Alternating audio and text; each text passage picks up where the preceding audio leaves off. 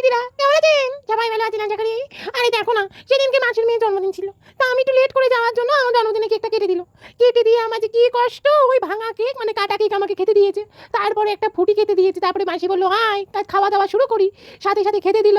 তারপরে ছিল ভাত, এটা ছিল কচুর মানে সে কচু বাটা, তা দিয়ে লেবু দিয়ে যে জম্পিস করে খেলাম।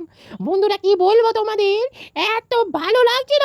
আর আমার মাসির মেয়েটা আমার হাতে গাডার পরিয়ে দিয়েছে, বলছে দাদা পর পর পর ভালো লাগবে। তা আমি মাখিয়ে আহ কি খেতে লাগছিল মাইরি। তার মধ্যে গোটা কয়েকটা রসুন দিল।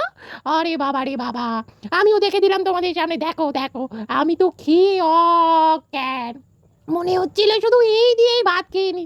আর যে ছিল পোলাও করেছিল, তার সাথে চিকেন কষা, এটা কি ছাড়া যায় বলো?